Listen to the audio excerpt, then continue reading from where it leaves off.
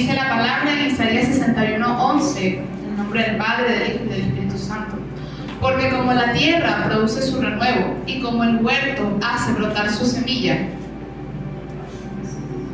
así Jehová el Señor hará brotar justicia y alabanza delante de todas las naciones.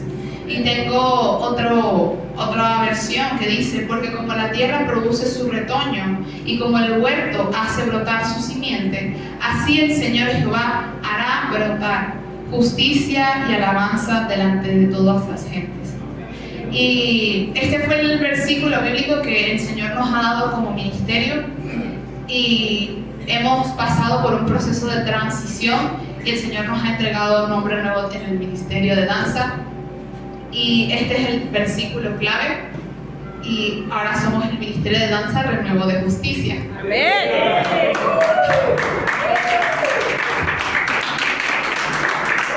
Después de mucho tiempo, después de mucha meditación, después de orarle al Señor, el Señor ha respondido, y quería compartirles con ustedes esta palabra, porque creo que no solamente aplica para nuestro ministerio, sino que aplica para todos como hijos de Dios. ¿Pueden tomar su asiento?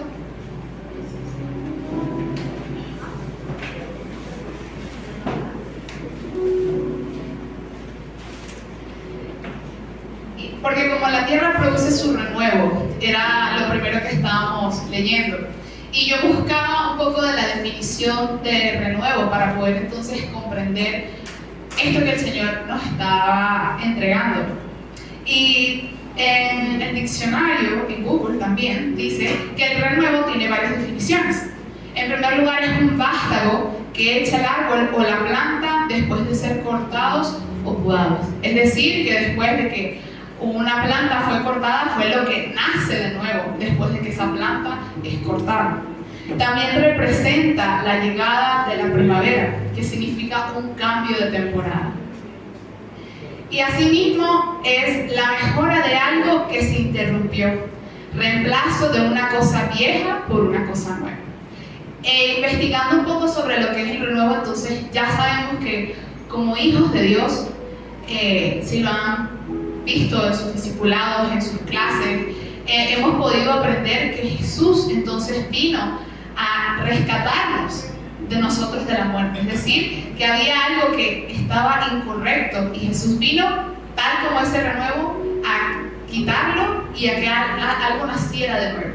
Y entonces podemos entender que a través de Jesús nosotros hemos sido renovados. Él es el renuevo, Él es el camino. Pero el Señor no solamente me hablaba de esto, sino que también me hablaba de que, bueno, ahora que sabemos que Jesús es el que nos renueva y que Él es el renuevo y Él es la fuente a la que debemos crecer, por ende, una vez al aceptar la salvación, nosotros también nos convertimos entonces en ese renuevo.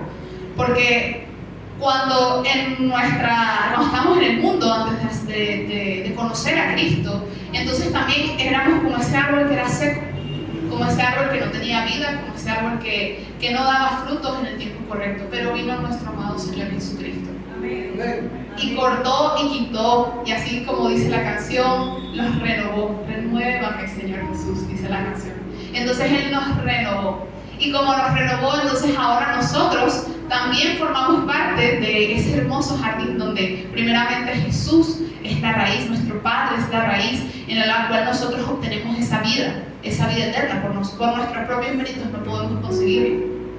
Entonces, es por ello que también nosotros fuimos llamados a hacer ese renuevo y a dar frutos. Algo que me gusta de la palabra renuevo es que un renuevo da frutos, y no da frutos para sí mismo. El árbol no se come las frutas para él mismo, él no saca las frutas, el manzano no saca las manzanas para comérselas él mismo, sino que es para los demás. Y algo que es muy importante es que los frutos también son visibles. Y como son visibles, entonces debemos reflejarlos, no simplemente decir, yo nací de nuevo y ya tengo todo lo que el Señor me dijo que hiciera. Pero también nos indicó órdenes, nos dijo varias órdenes, por ejemplo, y predicar el Evangelio. Esas son órdenes que el Padre nos ha dado y que son frutos que debemos demostrar. Pero antes de seguir con el renuevo, yo quería también leer otras cosas que representa el renuevo. Y el renuevo significa también reconciliación. Y me gusta reconciliación porque ayer hablábamos en el ayuno que estaba dirigiendo los pastores Valle Eduardo. Estaban hablando sobre el ministerio de la reconciliación y que a nosotros se nos ha entregado ese ministerio y que por ende de que como nosotros a través de Jesús hemos sido reconciliados con el Padre, nuestra labor es reconciliar al resto del mundo con el Padre. También representa esperanza. Cuando algo nace de nuevo, entonces nace una esperanza de poder decir vivo para Cristo. Nuevo comienzo, restaurar, hacer nuevo, símbolo de paz, tiene muchas definiciones.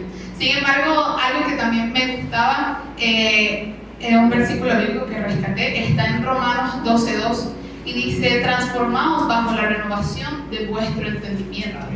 Es decir, que no solamente una vez que el Señor nos hizo nuevos, nos transformó en algo nuevo, nos quedamos así, sino que es constantemente renuévate para transformar tu entendimiento y que lo que tú hagas esté alineado a las Escrituras. Y yo creo que todos podemos decir que al principio de nuestro camino con el Señor no actuamos de la misma forma que lo hacemos hoy, y es porque ha habido un crecimiento.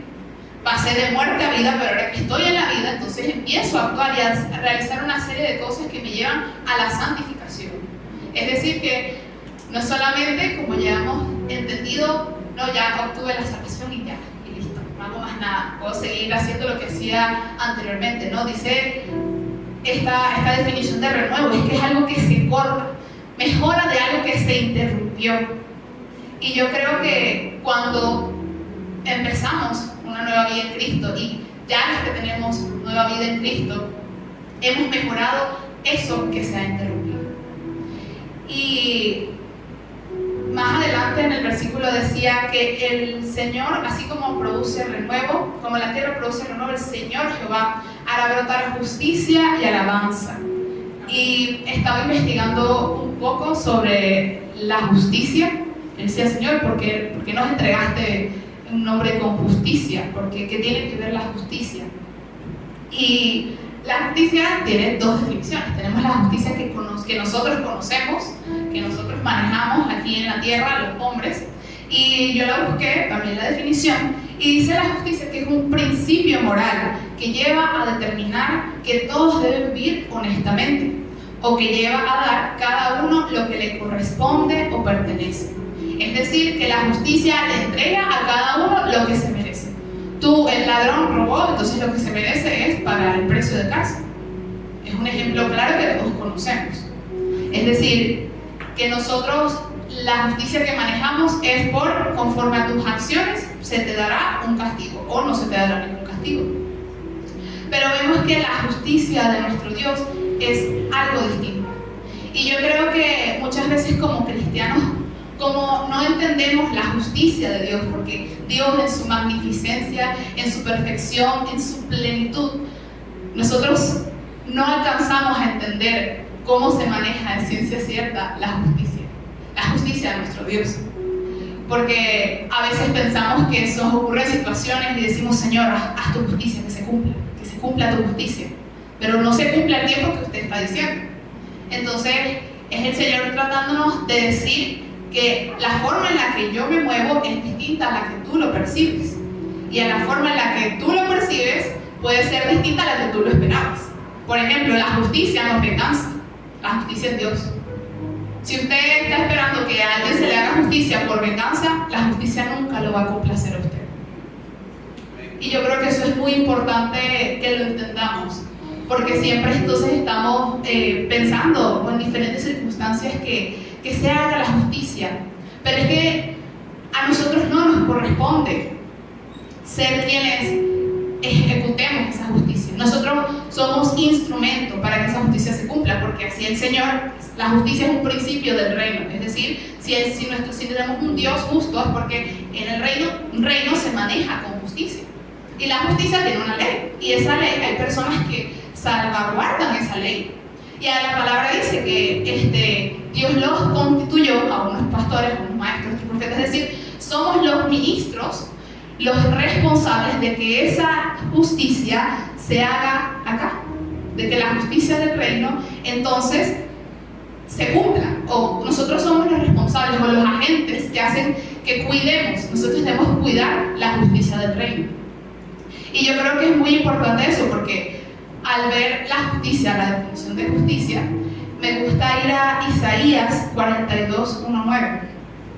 Acompáñenme en este hermoso versículo.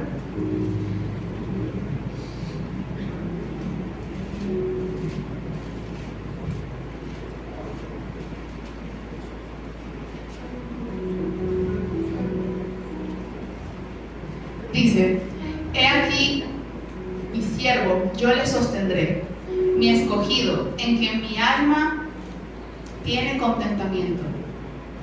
He puesto sobre él mi espíritu, y él traerá justicia a las naciones. No gritará, ni alzará su voz, ni hará oír en las calles. Y déjalo ahí un momento, Anderson, porque ahí podemos ver entonces que no es la justicia. Vemos que la justicia no es ni gritar, ni alzar la voz, ni se hará oír en las calles. Es decir, no es una imposición. La justicia de Dios no es una imposición. No quebrará la caña cascada, ni apagará el pabilo que humeara. Por medio de la verdad traerá justicia. Y esto también me gusta. Es a través de la verdad. Muchos a lo mejor han escuchado de casos famosos acá en la tierra de, qué sé yo, delincuentes que han cometido algún delito y de cierta forma ellos terminan libres. Y no logramos entender por qué quedó libre. Y es que el abogado presentó un caso que le demostró al juez que él era inocente, a pesar de que en muchos casos sí fue verdad. Entonces entendemos que tenemos a un Dios que no juzga por los actos, sino juzga por la verdad. Seguimos adelante. No se cansará ni desmayará hasta que establezca en la tierra justicia, y las costas esperarán su ley. Así dice Jehová Dios, creador de los cielos y el que los despliega, el que extiende la tierra y sus productos, el que da aliento al pueblo que mora sobre ella, y espíritu a los que por ella andan. Yo, Jehová, te he llamado en justicia, te sostendré por la mano, te guardaré y te pondré por pacto al pueblo. Y me gusta porque tómeselo para usted, diga, ponga su nombre ahí. Yo, Mayheli, Jehová me ha llamado en justicia y me sostendrá por la mano y me guardará y me pondrá por pacto al pueblo y por luz de las naciones. Estamos para que abras los ojos de los ciegos, para que saques de la cárcel a los presos y de casas de prisión a los que moran en las tinieblas. Y déjalo ahí un momentico, Anderson. Y muchas veces entendemos, bueno, ya sé, o sea, yo fui justa, el Señor me ha dado justicia, es decir, me ha guardado y me ha entregado justicia, y ya, y listo. Pero yo creo que en este versículo también nos dice que la justicia es una acción, es decir, la justicia es algo que se acciona. Y yo creo que más o menos esto refleja lo que es accionar la justicia. Porque dice, para que abras los ojos de los ciegos, para que saques de la cárcel a los presos y de casas de prisión a los que moran en tinieblas. Es decir, son acciones de justicia que yo voy tomando, que van demostrando que el Señor está sobre mí. Amén. Que está en mí.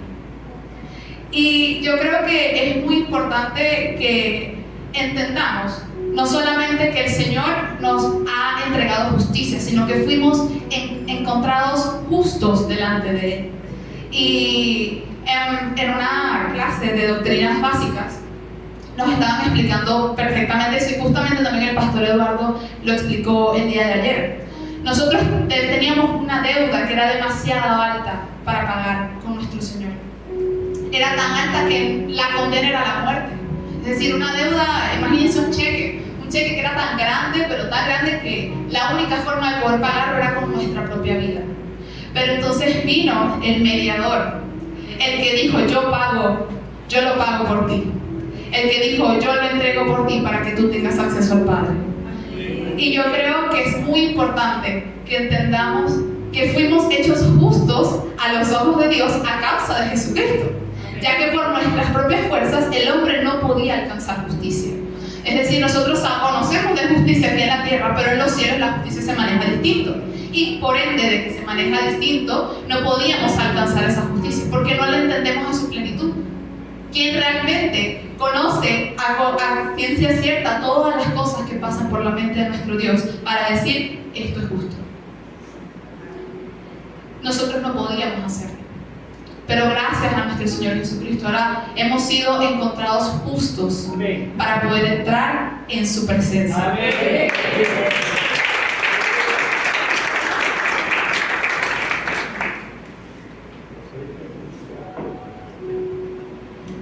Y hay un versículo que me gusta también, rescatando esta parte, porque no solamente nos dice, fuiste hallado justo, sino que nos entrega otra serie de cosas. Nos da Romanos 17:21.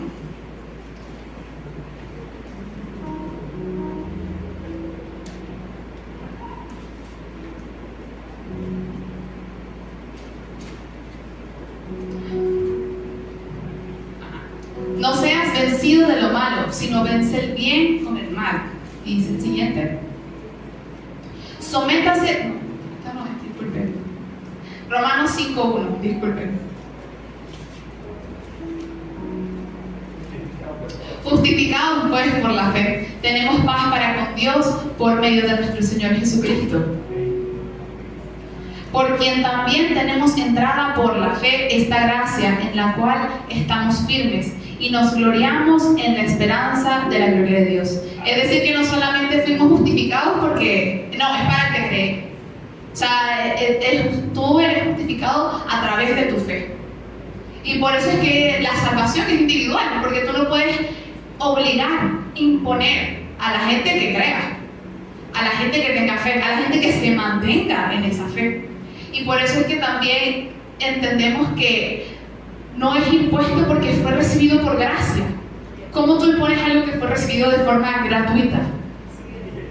Y yo me hacía la pregunta, entonces si nosotros fuimos justificados, si había millones de razones, una lista muy larga por la cual debíamos ser condenados y debíamos merecer la muerte, y no teníamos la capacidad de acercarnos a Dios, ¿por qué nosotros los hombres somos tan fáciles para juzgar?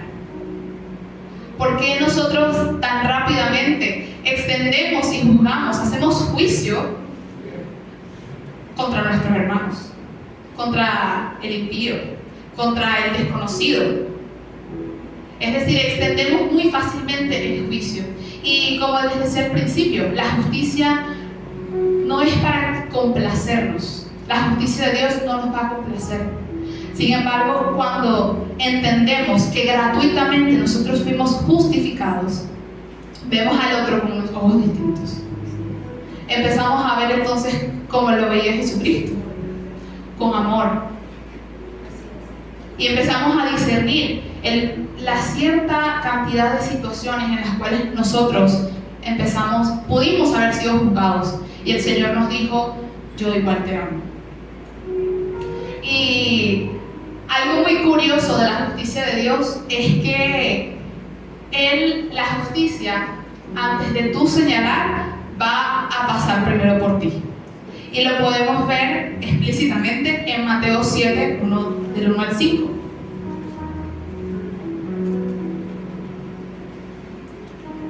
Dice, no juzguéis para que no seáis juzgados, porque con el juicio con el que juzgáis seréis juzgados, y con la medida que medís os será medido. ¿Y por qué miras la paja que está en el ojo de tu hermano y no echas de ver la viga que está en tu propio ojo? ¿O cómo dirás a tu hermano, déjame sacar la paja de tu ojo, y he aquí la viga en el ojo tuyo? Hipócrita, saca primero la viga de tu propio ojo, entonces verás bien para sacar la paja del ojo de tu hermano. Y me gusta porque no te está diciendo, es que no vayas a ayudar a tu hermano, no vayas a ver la viga que está en el ojo de tu hermano, sino que dice, cura primero la tuya, sana primero la tuya, trata primero lo tuyo para poder ir a los demás. Y yo creo que al tratar primeramente en este tipo de situaciones, o sea, al decir, bueno, saca la viga de tu propio ojo, al sacar la viga de nuestro propio ojo pasamos por una experiencia. Eso nos da una experiencia, y con esa experiencia podemos decirle a nuestro hermano, puede resolver su situación, puede resolver su circunstancia a través de esto. El Señor te entrega una madurez, un carácter, para poder entonces aconsejar a los demás. Y por eso que les estoy diciendo, ya no lo vemos con los mismos ojos para juzgar, para señalar, para decir, bueno, es que él hizo esto y se merece esto y aquello. No, sino que vamos entonces con una intención entonces de amor, para ayudarlo. Porque de qué nos sirve ir al otro hermano para juzgarlo, pero no ayudarlo saliendo del problema. Y es muy importante entonces, porque cuando pensamos en renuevo de justicia, es decir, que el Señor me hizo nuevo y yo empiezo a manifestar las obras de justicia que Él me ha entregado. Pero hay algo que incluso me llenaba de gozo cuando lo leía, y es que, como leímos ahorita en Isaías 42, es que es a través del servicio que nosotros hacemos justicia. Es decir, cuando vamos y le declaramos libertad a los presos, cuando vamos y declaramos sanidad a los enfermos, esas son obras de servicio también. Es decir, que hacemos justicia al servir.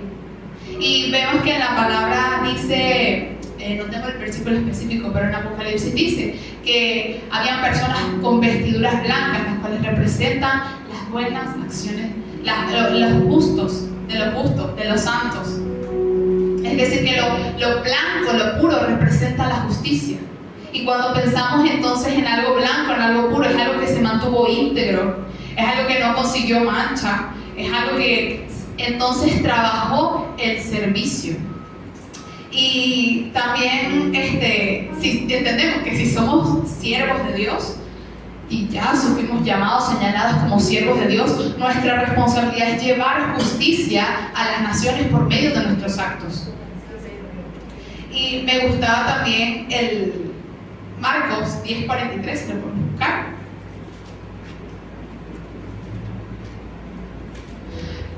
Pero no será así entre vosotros, sino que el que quiera hacerse grande entre vosotros será vuestro servidor.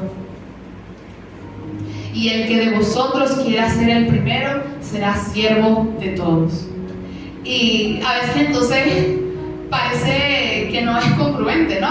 La definición de justicia, porque la justicia entonces es aplicar algo para nosotros es dar lo que la gente se merece. Sin embargo, entonces estamos viendo que la justicia de Dios es yo entregarme primero, yo servir, yo dar de mi mano para que entonces lo que esa persona no veía pueda verlo y pueda entregarse a Jesús, por ejemplo, a nivel de evangelismo.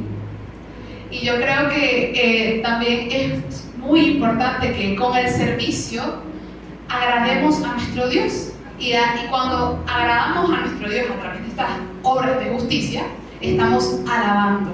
¿Y qué dice Isaías 61? Justicia y alabanza.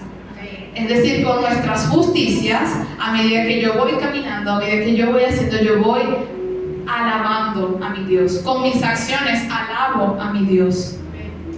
Y entendemos entonces que la alabanza no es solamente una canción rápida, sino que entonces son acciones que yo tomo que expresan que el Dios que yo tengo en mí es amor, que el Dios que yo tengo en mí es justo, que el Dios que yo tengo en mí es santo.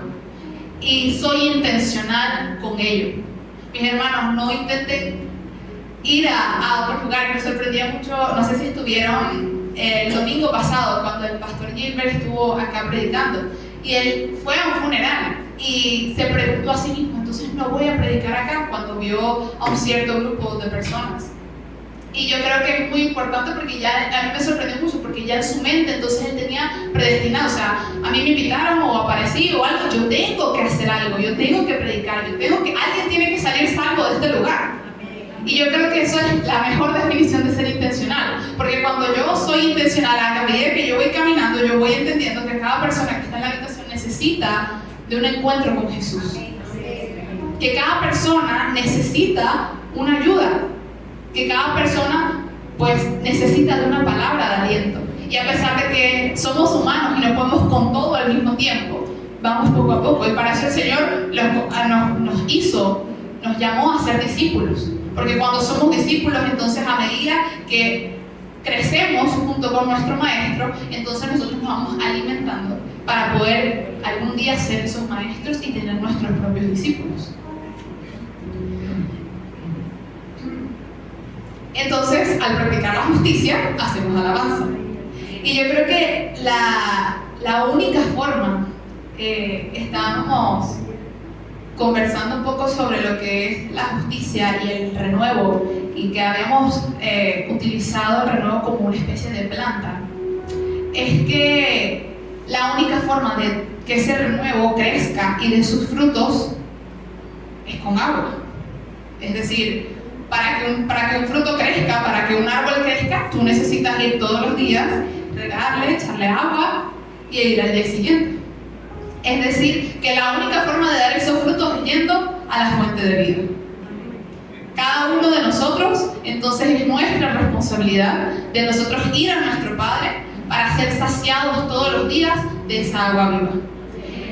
Y pensaba mucho, o me recordaba mucho, que cuántas veces no hemos dejado de ir a la fuente. Es decir, ya el Señor nos cortó, éramos un árbol muerto, empezamos a tener vida. ¿Cómo crece ese árbol? Regándolo o echándole agua. Ajá, ¿y si yo dejo de hacerlo? ¿Y si yo dejo de echarle agua? ¿Y si yo dejo de...? Se seca. Y a veces nos preguntamos, oye, pero ¿por qué me siento así? ¿Y por qué están las circunstancias de esta forma? ¿Y por qué me siento tan desanimado? ¿Y por qué estoy de esta forma? Y todo lo veo mal. Estás yendo a la fuente. Estás realmente yendo y diciendo, Jesús, te entrego aquí. Te entrego todo, sáciame del agua que eres tú.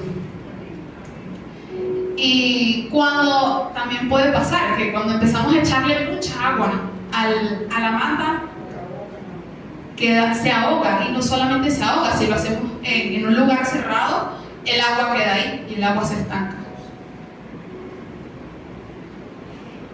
Y cuando se estanca empieza a descomponerse y huele mal y llegan otro tipo de cosas, llegan animales incluso. Y me gusta esta palabra. Vamos a buscar el Salmos 1. Ya te voy a decir específicamente qué versículo anda eso.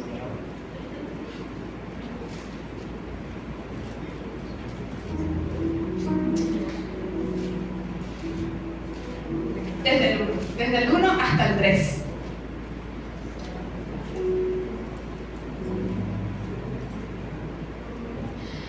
Bienaventurado el varón que no anduvo en consejo de malos, ni estuvo en camino de pecadores, ni en silla de escarnecedores asentado, sino que en la ley de Jehová está su delicia. En la ley de Jehová, en la justicia de Jehová. Y en su ley medita de día y de noche. ¿Cuál es la ley? Entonces, a través de esta ley yo voy actuando conforme a las obras de justicia. ¿Y cómo me dice que seré? Será como un árbol plantado junto a las corrientes de agua, que da fruto en su tiempo y su hoja no cae, y todo lo que hace prosperará. Es decir, que cuando estamos plantados junto a las fuentes de corrientes de agua viva, que es nuestro Señor Jesucristo, todos los días vamos a dar fruto nuevo cada día, vamos a aumentar entonces nuestro crecimiento, y lo que antes parecía como una rama muy pequeña empieza a ser un árbol grandísimo. Amén, amén. Pero es estando cerca de las corrientes de aguas. Yo no sé qué situación has podido pasar, o a lo mejor no os ocurrió ninguna situación, simplemente distintas decisiones que tomaste, que te alejaste de la corriente de agua, que permitiste estancar lo que el Señor renovó en ti, o que a lo mejor estás desesperado por el movimiento de las aguas de Jesús. Yo creo que en esta mañana tú lo puedes conseguir a través de entregando tu vida y diciendo, Jesús, yo quiero que muevas las aguas del Espíritu en este lugar. Yo quiero que tú muevas mi vida. Yo quiero que tú reanimes aquello que en un tiempo tuve, porque a lo mejor Pudimos haber tenido un tiempo, estar como ese árbol cerca de las corrientes de aguas, pero bueno, un día, circunstancias, decisiones, situaciones, dejé de estar cerca y dejé de recibir de esa agua y empecé a secarme y empecé a estancarme y después me empecé a preguntar qué he estado haciendo. La respuesta es Jesús.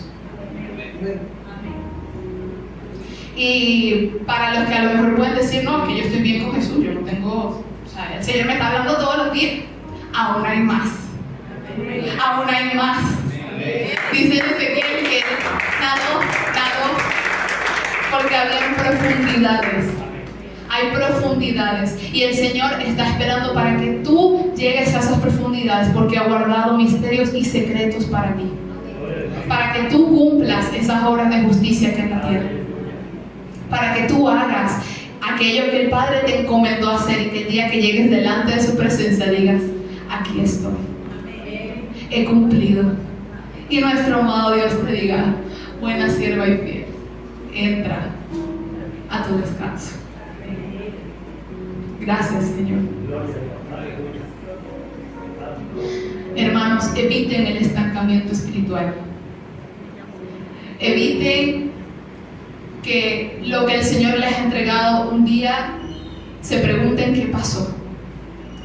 Y yo creo que la mejor forma de evitar el estancamiento espiritual es hablando primeramente con nuestro Padre, pero también tenemos personas acá en la tierra que nos pueden guiar. Tenemos a nuestros pastores, tenemos a hermanos, tenemos a nuestros maestros, a los que nos discipulan, porque nosotros solos no podemos.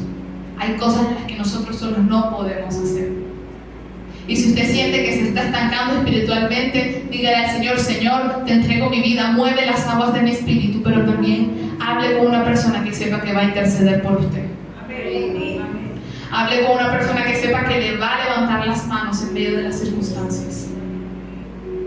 El Señor no nos aseguró que no íbamos a pasar por circunstancias, por procesos, por muchas cosas, pero el Señor sí nos prometió que estará con nosotros. El Señor está contigo. El Señor no te ha olvidado y tiene grandes planes contigo. Te invito a que te pongas sobre tus pies.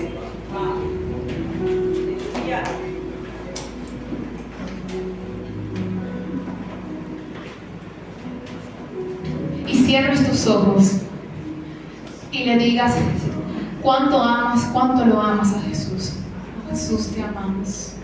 Piensa en todas las veces en las cuales pudiste haber sido juzgado, en todas las veces en las cuales pudiste ser despreciado, en las que fuiste despreciado, porque a lo mejor alguien te despreció. Pero el Señor dijo, este es mi amado. El Señor te dijo, yo te amo. El Señor te dijo, eres acepto delante de mí. Eres acepto delante de mi trono. Eres acepto para estar en mi presencia. Jesús, yo te pido que en esta mañana muevas las aguas del Espíritu Santo. Que todo aquello que ha sido estancado, que todo aquello que no ha recibido de esa fuente de vida, empiece a sentirse como un refrescamiento en su interior. Trae refrescamiento en su interior. Padre, lleva a las profundidades a aquellos ministros que están buscando desesperadamente de ti. Llévanos a las profundidades de tu espíritu para poder ver. Queremos ser intencionales a la hora de buscarte, Jesús. Como te sientas cómodo, levanta tus manos, ora, pues, ten la libertad para buscar al Señor y decirle, Señor, de aquí no me voy hasta que tú muevas mis aguas. Señor, de aquí no me muevo hasta